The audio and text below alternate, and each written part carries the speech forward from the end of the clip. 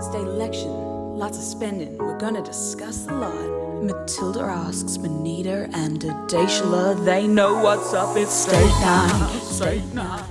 The Victorian election is nigh, so welcome back to State Night, the show where I force the Guardian Australia's state political reporters to give up their evenings and explain to me what on earth is going on. So welcome back, a warm welcome to it. Could you please bring your teacup over here? A warm welcome to Adeshola Ore. Thank you. And to Benita Kolovos. Thank you. Oh, and we've even got a little left for me this time. So last week we feasted on information about our Premier, Daniel Andrews, and the Leader of the Opposition, Matthew Guy, who are going head-to-head in the upcoming election. But I thought we should really dive in this time on what they're actually bringing to the table. So, Adeshola, in lieu of a menu at this very short-staffed restaurant in my home, could you explain what are the main jazzy topics we should be thinking about? So the big ones are public transport, cost of living, everything from an iceberg lettuce to petrol has gotten more expensive this year, and healthcare, because while we're not in lockdowns, COVID is far from over. What a beautifully structured three-course meal you've laid out. So the first, you mentioned public transport. I think that might mean it's time for our entree. Beautiful. So let's dig in to the suburban rail loop. Yes, it's a good question. I've made you beautiful laser-cut suburban rail loop necklaces just to commemorate the moment.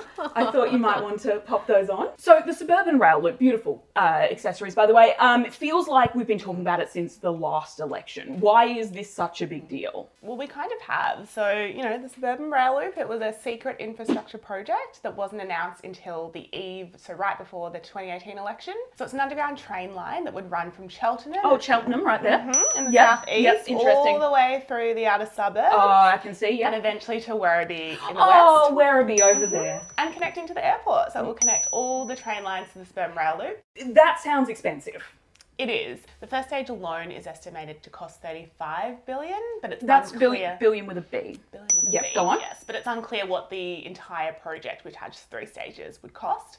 So the benefit is that you wouldn't have to train into the CBD and then out to get from one part of the city to the other, and it would connect all the train lines to the airport as well. And then all the unis would be connected too. You've got Monash, you've got Deakin, where currently you have to, I think, get a bus, catch a train in, then get another bus, then get another train. So notionally, it would mean that Melbourne isn't just, 4 or 5 city blocks. It would make the whole city more interconnected is the theory behind it. Okay, so this seems like a big deal for Labor. What do the Liberals think about it? So the opposition has said that they would shelve the project and funnel all of the available funds into the hospital system, which they say is a bigger priority for Victoria at the moment. I think the question is how much is actually available for the hospital system. They say they're going to get the $35 billion for the loop and put it all into hospitals, and I think $8 billion into regional hospitals in particular.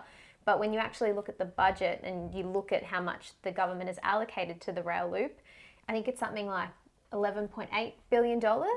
And they're expecting the federal government and private sector to contribute the rest. And then the opposition have said that they're not going to stop any early works that are already underway. They're not going to cancel any contracts that have already been signed. That's something like $2.2 billion there. So in reality, we're talking about $9.6 billion. And I think they've walked away from that $8 billion regional commitment because then they'd be only left with a tiny amount.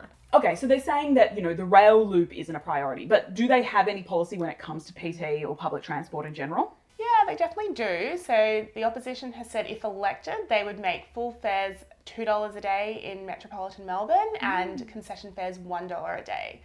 So it's quite a significant saving. Currently for a zone 1 and 2 ticket in metropolitan Melbourne, you're looking at $9.20. So that would make quite a bit of savings. They've also said that they would halve the cost of V-Line regional trains, and Labor said that they'd make the fares for regional trains the same as metro train fares. Well, I'm assuming it would also cost the government quite a bit of money as well, right? Yeah, it will be really expensive, and there has been some public transport experts questioning if it would affect the quality as well of public transport. And interesting, we're talking about, costs and bringing those costs down. What a beautiful seamless transition that I definitely didn't script, to talk about cost of living in general. I believe the Libs have been going quite hard on this. They have another big cost of living policy, right? Yeah, they've got a family-friendly free school lunch policy that they've committed to if they were elected. That reminds me, just you mentioning food, I better just serve the main course. Oh, beautiful. So what were you saying? $2 a day and school lunches, right? School lunches. Beautiful. Oh, we've got just some beautiful little earring sets to commemorate these Liberal policies. $2 a day. We've got some school lunches here. Have that, please.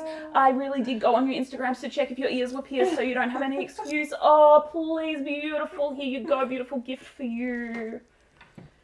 Thank you. Tell me about Labor. What are they doing for cost of living? They've surely got some policies to rival these ones represented here. Yeah, they have. One of them is to make rego free for tradies, which will save them a couple $100 every year. But I think the real big one that everyone's talking about is their decision to bring back the State Electricity Commission, or the SEC. Ah, yes, the SEC is something that I definitely know what it is. Why don't you just explain it for people at home? So pre the 1990s, the Victorian government owned and operated all of the state's electricity, which was mainly coal-fired plants, under the banner of the SEC. And then you say did. What happened? So in the 1990s, a bloke by the name of Jeff Kennett came along. He was a Liberal leader. Yes, his name rings a bell. What would I know him from? Hawthorn president. Oh, yes. So basically, coal-fired plants are starting to slowly shut down. I think the biggest one, which is your lawn, is closing, and the government's saying, well, where to from here? It's expensive to operate the equipment. It is slowly destroying the planet.